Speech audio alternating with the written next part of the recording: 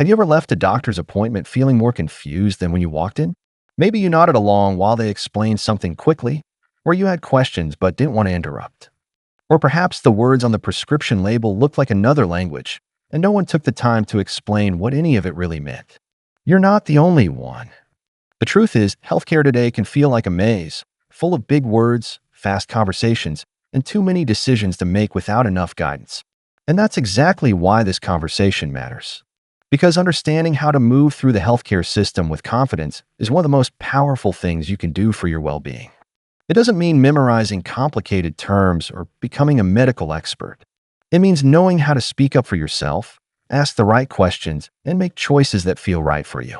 You've spent your life making decisions for yourself and your family. This is just another area where your voice deserves to be heard and respected. One of the biggest challenges many people face when they visit a clinic or hospital is the pace. It often feels like everything happens in a rush. You finally get into the room after a long wait, and then you're given a few quick minutes to cover everything from symptoms to medications to lab results. It's no wonder people walk out feeling overwhelmed or unsure. That's why one of the most valuable things you can do happens before the appointment even begins. Taking a little time to prepare your thoughts can make the biggest difference. Even just jotting down a few notes about what's been bothering you, how long you've noticed it, or any changes you've experienced gives you a clear place to start. And starting with clarity sets the tone for a better conversation. When you walk in with your thoughts in order, you don't just help yourself, you help your provider understand what matters most to you. It also gives you something to refer back to if the conversation gets off track. It's easy to forget things in the moment, especially when you're feeling anxious or trying to keep up with medical terms. That's why a short list in your own words is more powerful than you think. It's not about sounding smart, it's about being heard. It's also okay, and actually very smart, to bring someone with you. A trusted family member, friend, or caregiver can listen, ask questions you may not think of, or simply be there to help remember what was said. Sometimes just knowing someone else is with you creates the courage to ask the questions you've been holding back. It's not a sign of weakness. It's a sign that you're serious about getting the care you need. Speaking of questions, asking them is not only allowed, it's encouraged. You're not being difficult or disrespectful when you say, "Can you explain that another way?" Or "What does that mean for me personally?" In fact, most good doctors welcome those moments. They want you to leave with answers, not confusion. And if you don't feel like your questions are welcome, that's worth paying attention to. You deserve to work with providers who respect your right to understand your care. Another thing that can help tremendously is understanding what information is truly important to you. You don't need to know everything a doctor knows, but it helps to understand a few key things: what you're being treated for, what each medication does, and what the next steps are. That kind of clarity gives you a sense of control. It also helps prevent problems like taking the wrong medication or missing a follow-up appointment because you didn't realize it was scheduled. And let's be honest, when you don't fully understand what's happening, it's hard to follow through. Confusion leads to hesitation, but clarity builds confidence. You may also find that the language used in healthcare settings doesn't always match the way you talk. That's okay. You're not expected to speak in medical terms, but it's helpful to speak in a way that clearly communicates what you're experiencing. Saying something like, "I feel tired all the time, even after I sleep," or "I've been losing interest in food," paints a picture that your provider can respond to more effectively than vague words like, "I just don't feel right." The more specific you are, the easier it is for the person across from you to offer real help. Navigating this system isn't about being perfect. It's about being prepared and being willing to advocate for your health. That means recognizing that your time is valuable, that your concerns are valid, and that you are the expert on your own body. No one else has lived in your shoes. No one else knows what it feels like to wake up in your body, manage your symptoms, or carry your experiences. That knowledge, even if it isn't medical, is deeply important. And when you share it, you shape the care you receive. It's also important to recognize that healthcare is made up of people, some kind, some rushed, some incredibly helpful, and others not so much. Like any system, it isn't perfect. But when you walk in prepared, when you speak with confidence, when you refuse to be brushed aside, you become a partner in your own care. And that partnership, when it works, is one of the most powerful tools for staying well as you grow older. It's a strange feeling when you walk out of a medical building holding a piece of paper that's supposed to answer your questions, but somehow it only creates more of them. The instructions are written in small print, the terms feel unfamiliar, and there's often a long list of side effects, phone numbers, or follow-up tasks that leave you wondering what's actually important. And yet, tucked inside that paperwork is information that's meant to help you feel better.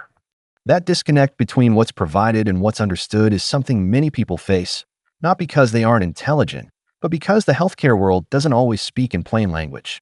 That's why learning to spot the key details can make a real difference. You don't need to understand every line of a test result or every paragraph on a discharge form.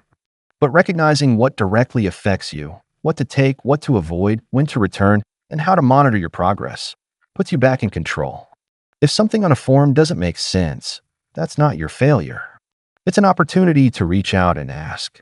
You are never a burden for needing clarity. And every time you seek it, you give yourself more power to take care of your health on your own terms. Pharmacies can be another area where things move quickly and leave people with more questions than answers. You're handed a small bag, maybe given a short explanation, and then sent on your way. But behind that label is a story about how the medication works, how it interacts with other things you're taking, and what you should look out for.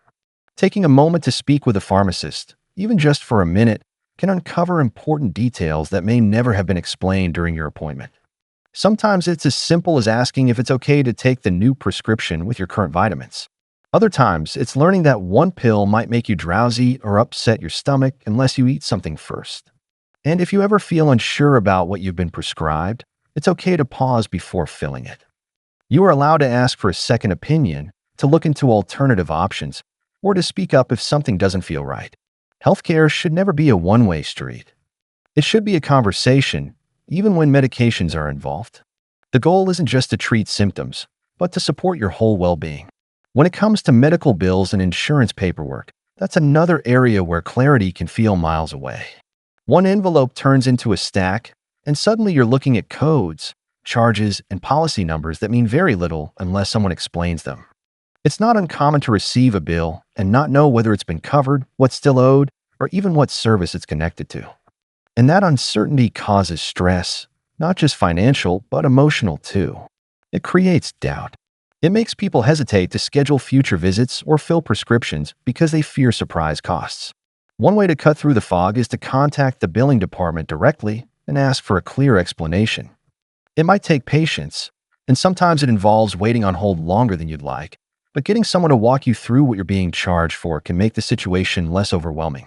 If it still doesn't make sense, or you feel like something isn't right, you have every right to ask for an itemized bill or a review. Many people don't realize that medical billing errors are surprisingly common, not because anyone is trying to mislead you, but because the system itself is complex and often rushed. Some seniors also benefit from speaking to a healthcare advocate, someone trained to help navigate all these moving parts.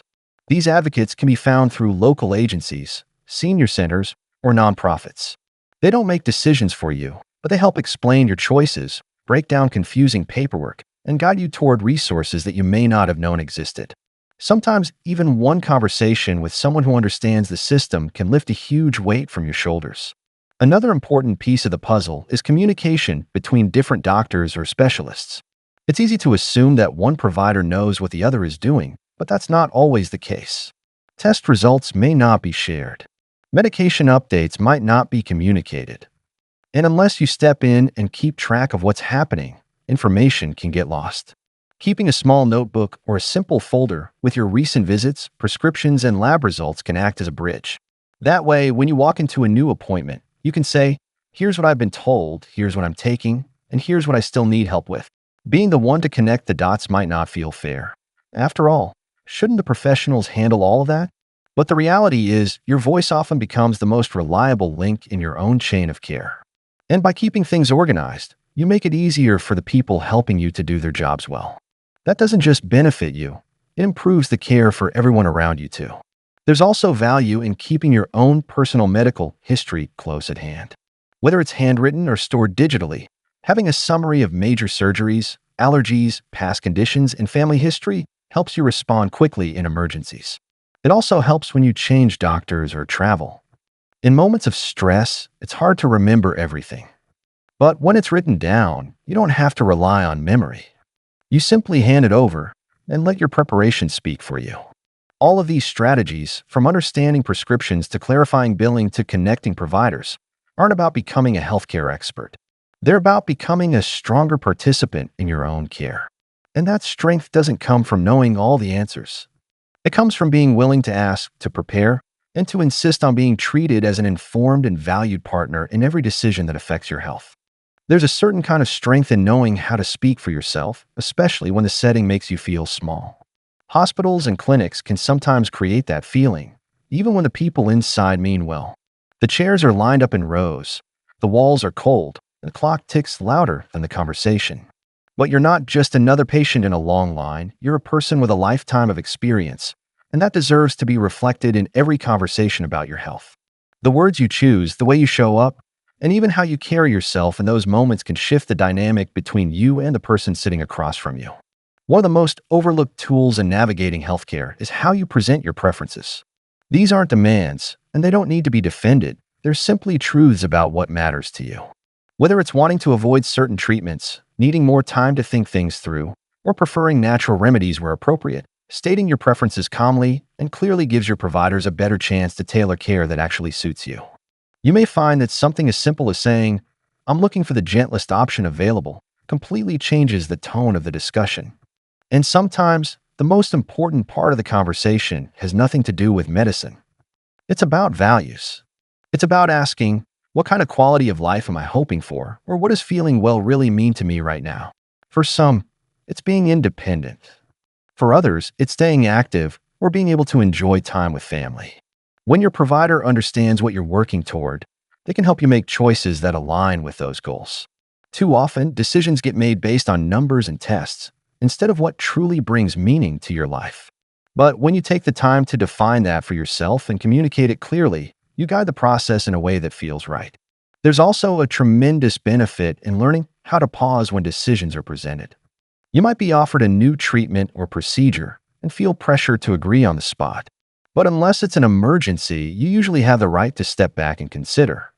Taking a day to process the risks, benefits, and alternatives doesn't make you difficult. It makes you thoughtful. And in many cases, that time allows you to discuss it with someone you trust or to do a little research on your own so that when you do move forward, you're doing so with clarity and confidence. Research can feel overwhelming, especially online, where every symptom leads to a dozen alarming articles. But there are trusted sources that break information down in ways that are useful, not terrifying. The key is to stick to sites linked to hospitals, universities, or reputable health organizations. And even then, take what you read as a starting point for conversation, not a final answer. The internet can provide a foundation, but it's the discussion with a real, trusted provider that should guide your decisions. You're not expected to diagnose yourself. You're expected to bring your observations, questions, and curiosity into the room and let the people trained to help you do their part. Another often ignored part of the healthcare journey is emotional response. You might find yourself feeling anxious days before an appointment or waking up at night with worry after receiving test results. That emotional weight is part of the process, and it's okay to acknowledge it. Pretending not to be afraid doesn't make the fear go away. It just buries it deeper. Letting yourself feel what you feel, and maybe even saying it out loud to your provider, creates a space where your emotional needs are seen as part of your health, not separate from it. If you're feeling overwhelmed by the amount of information being thrown your way, it's perfectly reasonable to ask for written summaries or to request that someone walk you through things more slowly. Doctors and nurses may be in a hurry, but that doesn't mean you need to match their pace. You're allowed to move at a speed that honors your comfort. Asking someone to repeat something, explain it more clearly, or even draw it out on paper doesn't mean you're slow. It means you're engaged. It means you're taking ownership of your care. Sometimes that ownership also means being open to changing providers. If you're not being heard, if your questions are dismissed, or if something about the relationship feels off, it's okay to look elsewhere. Finding the right doctor is like finding the right shoe. It should fit your needs, not squeeze you into discomfort. Switching doesn't have to be dramatic. It can be as simple as recognizing that you deserve better communication, more patience, or a style of care that makes you feel seen. And there are providers out there who will meet you where you are, who will listen with more than just their ears.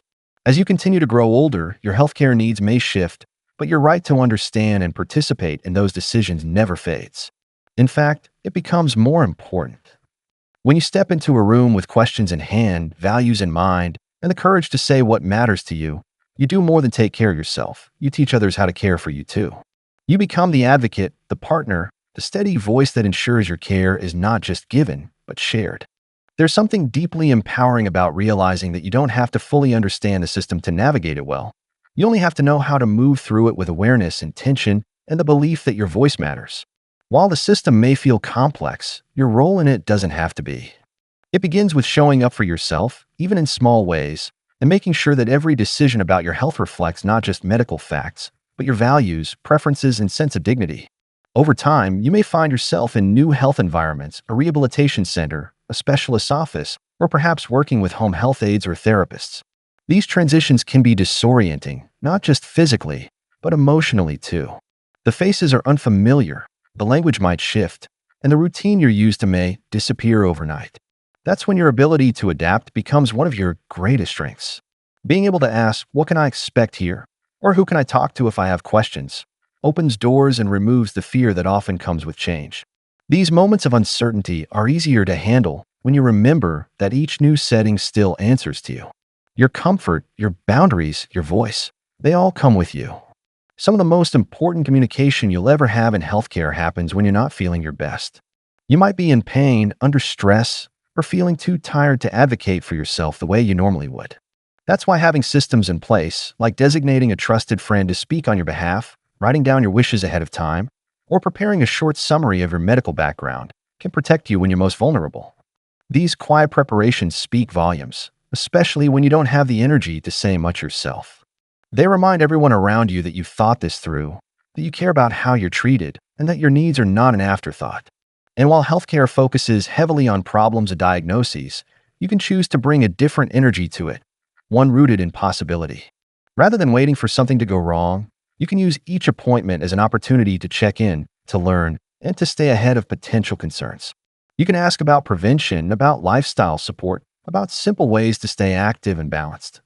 When you start these conversations, your provider begins to see you as someone who's invested in thriving, not just surviving.